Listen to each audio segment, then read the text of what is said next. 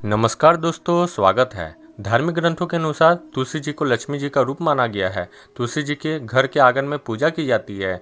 जिस घर में तुलसी जी की पूजा होती है उस घर में नेगेटिविटी इतनी आसानी से प्रवेश नहीं करती है, इसलिए आंगन में तुलसी जी को स्थान दिया जाता है। कहते हैं कि भगवान श्री हरि विष्णु के प्रिय वृंदा है तुलसी जी।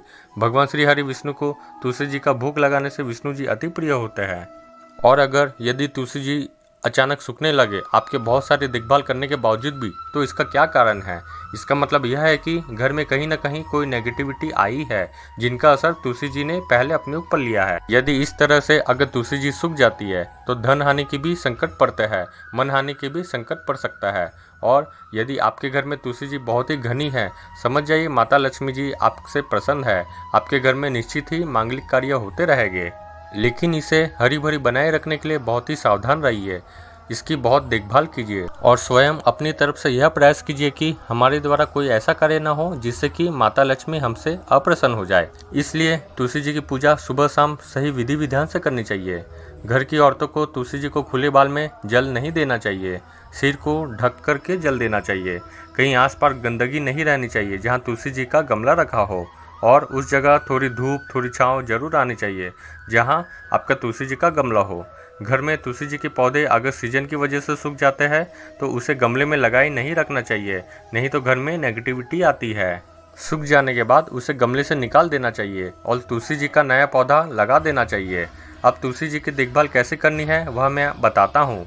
2 लहसुन की कली लेना है और एक छोटी सी मिर्ची लेनी है। मिक्सर में थोड़ा सा पानी डालकर मिक्स कर देना है। उसके बाद उसमें 1 गिलास पानी डालकर उसे अच्छे से मिलाकर उसे छान लीजिए। उसके बाद उसे एक स्प्रे बोतल में भर दीजिए। उसे तुलसी जी के ऊपर स्प्रे कर दीजिए। एक दिन में सिर्फ एक बार थोड़ा सा स्प्रे करना है।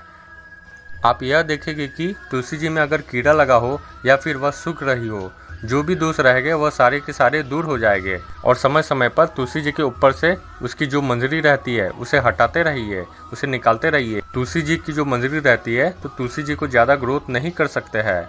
अगर उसमें मंजरी रहती है तो तुलसी जी सोचती है कि उसका काम हो गया है, उसने अपना ग्रोथ पूरा कर लिया है। तो दोस्तों यह उपाय एकदम ही देसी उपाय है। तो जब कभी भी आपकी तुलसी किसी वजह से सूखने लगती है तो इस उपाय को जरूर कीजिएगा।